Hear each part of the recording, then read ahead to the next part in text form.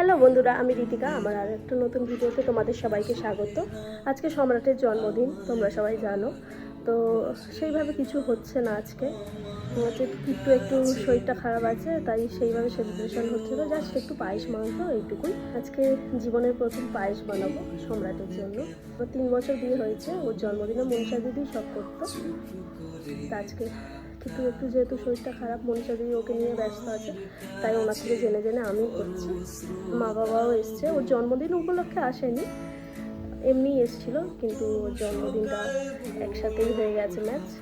সম্রাটের জন্মদিনটা যেহেতু রবিবার পড়েছিল, ও বাড়িতেই ছিল, আমি রান্না করছিলাম। ও বললো একটু মাংস কষা খাবে, তাই আমি ওকে দিয়ে নিজেও একটু খেয়ে নিলাম কষা মাংস। আমি আর কিট্টু বসে বসে টিভি দেখছি।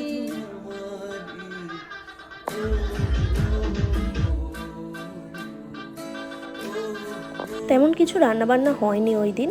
একটু ভাজাভুজি, মাংস, পায়েস আর 5 রকম মিষ্টি এই করেছিলাম, কেননা আমাদের প্ল্যান ছিল একটু শরীরটা ভালো হয়ে গেলে পরে একদিন কেক কাটিং আর সম্রাট যা যা খেতে চেয়েছিল সেগুলো করা হবে। সুন্দর হয়েছে রান্না, পায়েসটা অসাধারণ। আমার জীবনের ফার্স্ট বানানো পায়েস। আজকে বেস্ট।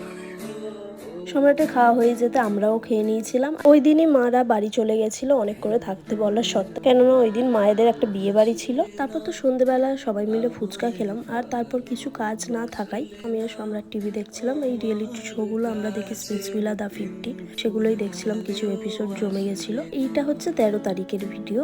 এই দিন আমরা ঠিক করি বাড়ির সবাই মিলে সম্রাটের জন্মদিনটা সেলিব্রেট করব।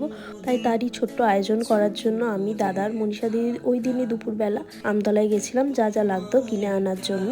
সম্রাটকে আমরা কিছুই বলিনি যে এই দিন সেলিব্রেট করবো বা কিছু, ওর মতো ডিউটি গেছিল। তারপর তো বাড়িতে এসে সব জোগাড়জাটি করে নিয়েছিলাম যাতে তাড়াতাড়ি রান্নাবান্না হয়ে যায়, বেশি লেট না হয়, কেন ওই দিন ছিল শুক্রবার, তারপরের দিন শনিবার আবারও সবাইকে ডিউটি যেতে হতো। আর ওই সময় দিদাও আমাদের বাড়িতে ছিল, আর দিদারই গোপাল আমাদের বাড়িতে এসেছিল, তাকে শুইয়ে দিয়ে দেখলাম মাংস কষানো হয়ে গেছে। আর কষা মাংস একটু খেলাম সবাই মিলে বলতে আমি আর মনীষা দিদি খেলাম। তারপর তো সম্রাটও ডিউটি থেকে চলে এসেছিলো, খেতে চাইছিল। ওর খাবারগুলো আমি রেডি করে দিলাম। ও শুয়েছিল, কিছু বুঝতে পারেনি। ওই দিন আমাদের মাংস হওয়ার কথা ছিল, ও জানে ভাত মাংস হয়েছে। আর ও বেশ কিছুদিন ধরে বলছিল রাইস খাবো। ও জন্মদিনের দিনও বলেছিল যদি মাংস খেতে হয় আমি রাইস দিয়ে খাবো। তো ওই দিন যা হোক করে বুঝিয়ে বাজিয়ে ম্যানেজ করে নিয়েছিলাম যে আরেকদিন সেলিব্রেট হবে, সেই দিন তোমাকে কুক করে দেবো। ওই কারণেই ওর ওই ইচ্ছাটাকে মাথায় রেখে ওই দিন রাইস করা হয়েছিল, মিক্স রাইস করা হয়েছিল, যেটা ও দেখে আরও বেশি খুশি হয়েছিল। যেহেতু ওর জন্মদিনের দিন পায়েস, 5 রকম মিষ্টি, টুকটাক ভাজাভুজি করা হয়েছিল, তাই আর ওই দিনকে ওইসব করা হয়নি। তারপর ওর খাওয়া হয়ে যেতে কাটিং হলো। Happy birthday to you.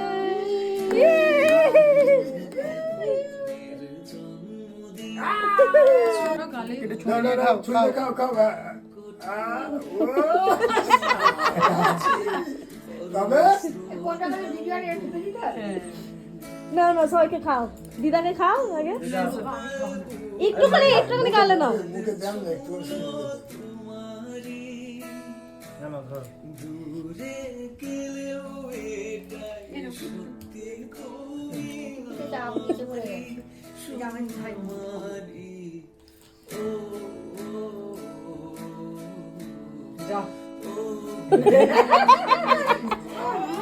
পরের বছর জন্মদিনে ভালো মজা করবে, তখন বুঝবে।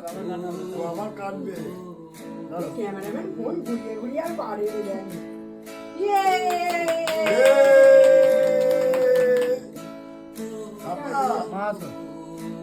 ক্যামেরাম্যান যাও, তো আমি ক্যামেরা করে দিচ্ছি।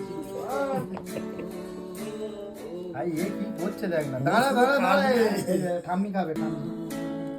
এ বাবা তোমার যায়নি, ও গাল হা করতে দেবে তো। ফোনটা দিয়ে দাও। হাত ধরে ছাড়া কি করে?